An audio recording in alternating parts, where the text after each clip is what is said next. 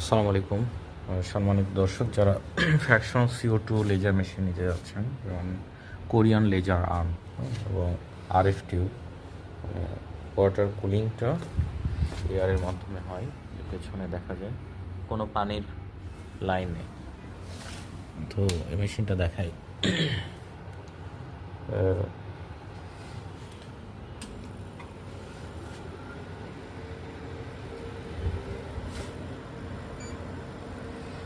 Normal, continuous mode তিনটা, surgical মোডে আমাদের তিনটা মোড আছে: পালস মোড, কন্টিনিউয়াস মোড আর সিঙ্গেল মোড। পালস তো অ্যাস্থেটিক কাজগুলো সাধারণত পালস মোডে হয়ে থাকে।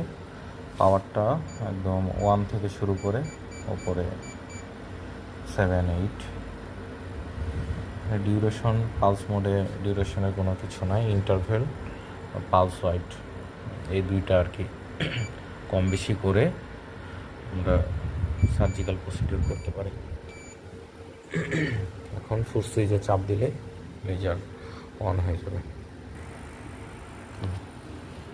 আমরা রেডি দিয়েছি, এখন কীভাবে কাজ করে।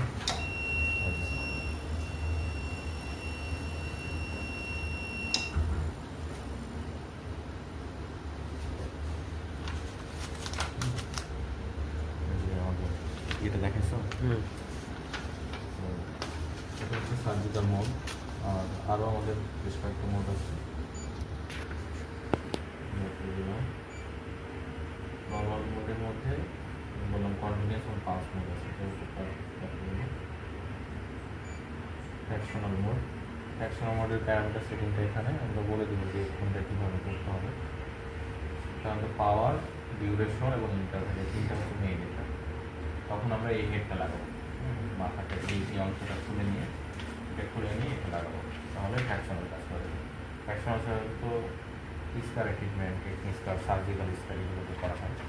তো যাদের ফ্র্যাকশনাল CO2 লেজার মেশিন লাগবে তারা অবশ্যই আমাদের সাথে যোগাযোগ করবেন।